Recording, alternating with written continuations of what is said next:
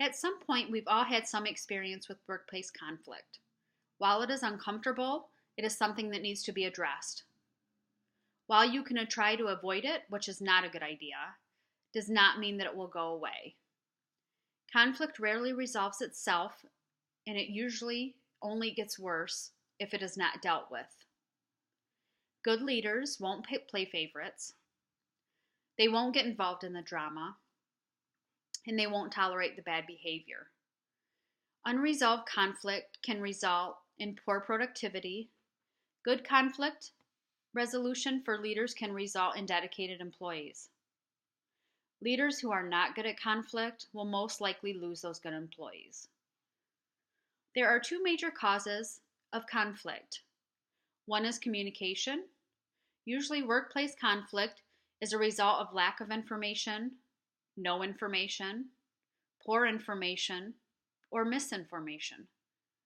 Good communication can decrease workplace conflict if there are clear, concise, accurate, and timely communication of information. So this can happen with newsletters, posting things throughout the departments, emails. There are a lot of different ways to communicate to avoid workplace conflict. Paper trails are good because you can go back to that paper. Emotions are another cause of workplace conflict. Poor communication can lead to letting our emotions drive our decisions. Sometimes we can get so upset and say things that could cost us our job. So a few ways to resolve workplace conflict is to make it clear what's acceptable behavior. Clear job descriptions so that people know what is expected of them. Post what is acceptable and what is not acceptable so everyone can see. Even have them sign it and keep it in a folder so they know that they have signed what is accepted and what is not. This will help avoid any confusion. Shut down any conflict before it happens. If there is conflict, you want to deal with it immediately. And then spending time to do so will show your employees that you care, and this could help avoid conflict in the future. Find out what's in it for me.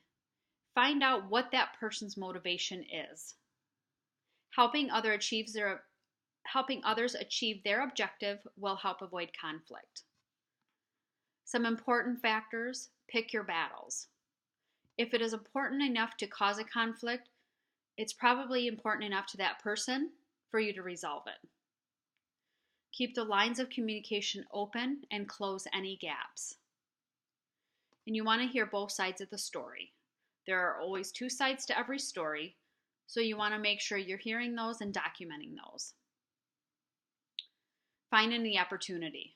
Conflict is a potential for learning. You could miss out on great opportunities.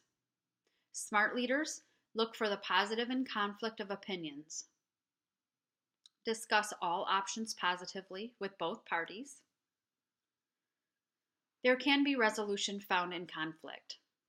Finding common ground, communication, forgiveness, compassion, and empathy can definitely help resolve workplace conflict. Again, don't play favorites. And you want to make sure you always follow up. Follow up is crucial to any issue in the workplace. This shows your employees that you're serious about their issue. It can help avoid it in the future. It can also be a learning experience in the future. Following up too can help employees learn how to deal with issues that arise in the future, and they can shut it down immediately. If workplace conflict does not get better with the leader, the direct leader, you may have to get a third party involved or human resources. You want to do this if the employee starts to feel threatened, if they start threatening to quit, if they are threatening violence, if there are discrimination issues, and if you feel your leadership is not helping at all, you definitely want to pull somebody in to help get that resolved.